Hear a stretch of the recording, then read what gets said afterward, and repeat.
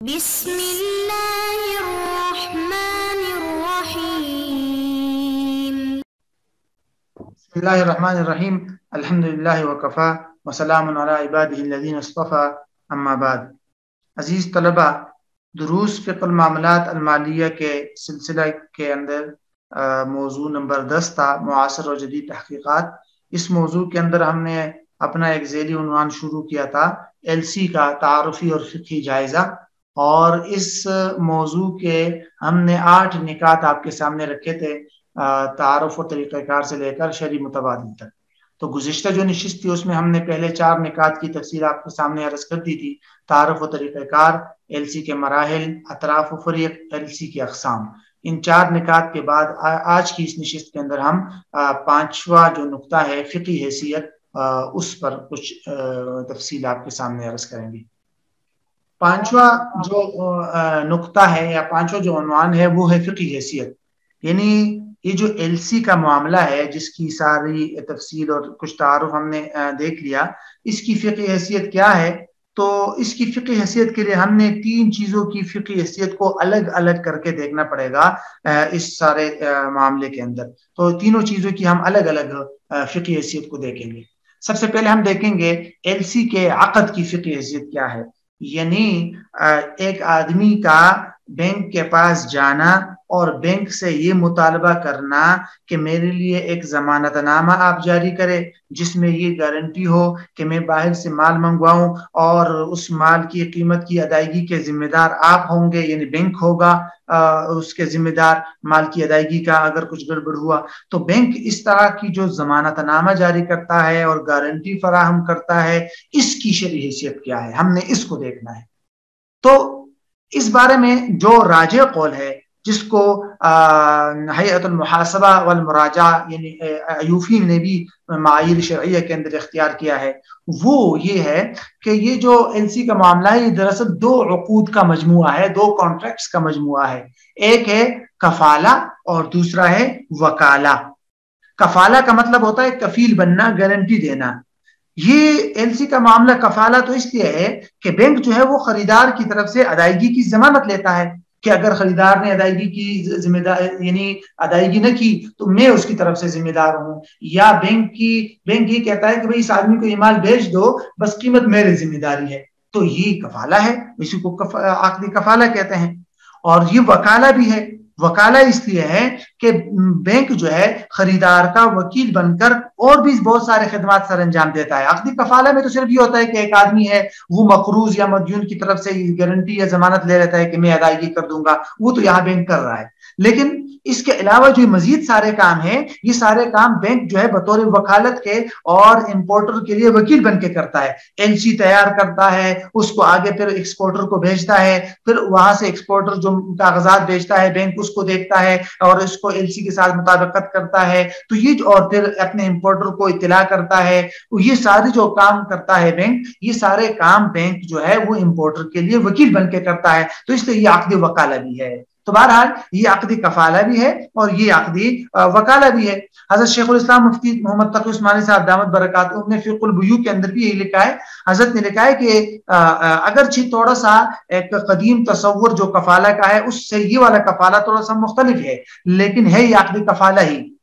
وہ اس طرح کے قدیم کا جو تصور ہے، قدیم فقہ کا جو کفالہ کا تصور ہے، وہ تو یہ کہ مدیون ایک شخص ہے، مقروض ہے، اور اس کی طرف سے کوئی اور آدمی جو ہے وہ کفیل بن جائے ادائیگی کا۔ یہاں کوئی مدیون نہیں ہوتا، یہاں تو بس امپورٹر ہوتا ہے، اس نے ابھی تک مال بھی نہیں منگوایا، وہ مدیون مقروض بھی نہیں ہے، بینک نے اس کی طرف سے صرف ضمانت لے لی اور گارنٹی دے دی۔ لیکن صرف اتنی سی بات سے یہ عقد کفالہ سے نہیں نکلے گا، کیونکہ یہ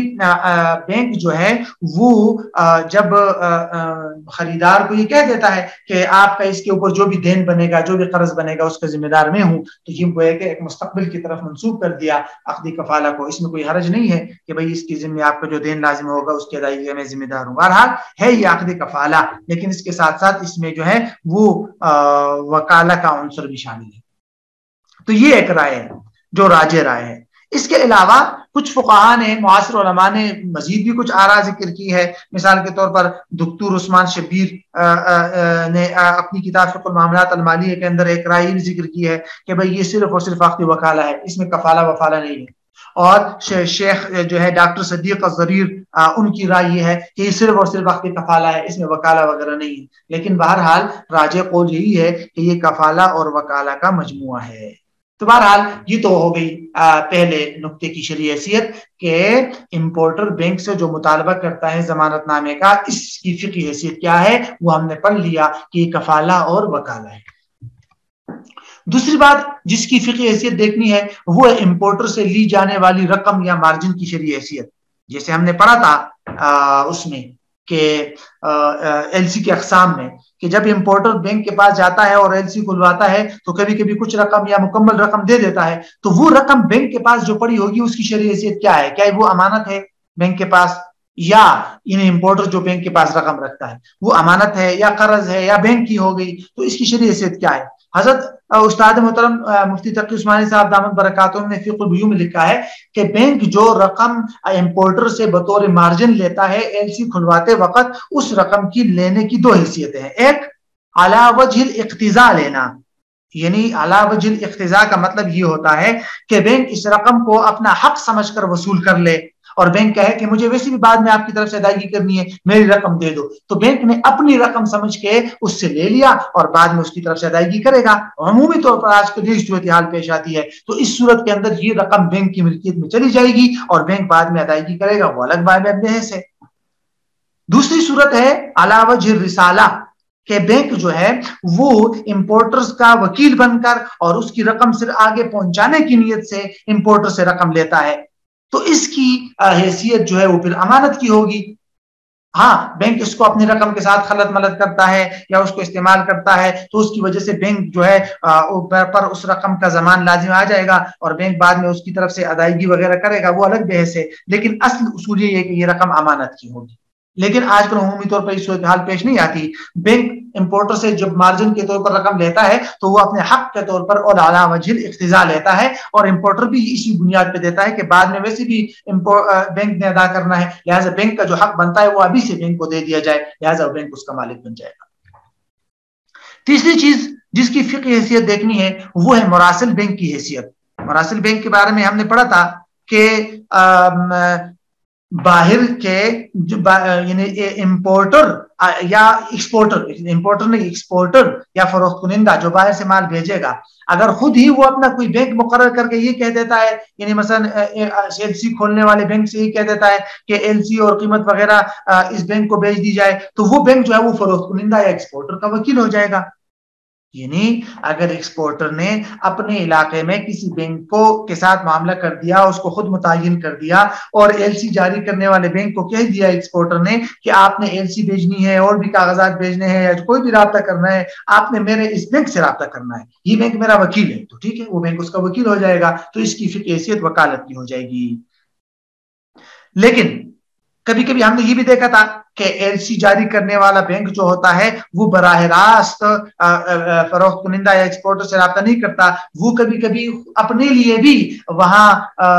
بینک اپنا نائب بینک بنا لیتا ہے، جس کو ہم نے پڑھا تھا ایڈوائزنگ بینک جس کو کہتے ہیں یا مراسل بینک کے کہتے ہیں۔ تو اگر ایل سی جاری کرنے والے بینک نے اس ایکسپورٹر کے علاقے میں یا ملک میں اپنے لیے کوئی بینک نائب بنا دیا اور اس کے ساتھ یہ رابطہ کر رہا ہے، تو وہ والا بینک جو ہے یہ اس بینک کا وکیل ہو جائے گا۔ یعنی جس بینک نے ایل سی جاری کی ہے اس بینک کا وکیل وہ والا بینک ہو جائے گا جو ایکسپورٹر کے ملک میں ہوگا، اور اس بینک نے اپنے لیے اس کو نائب بنایا ہوگا تو وہ اس کا وکیل ہو جائے گا۔ تو بہرحال اگر ایکسپورٹر نے اپنے کسی بینک کو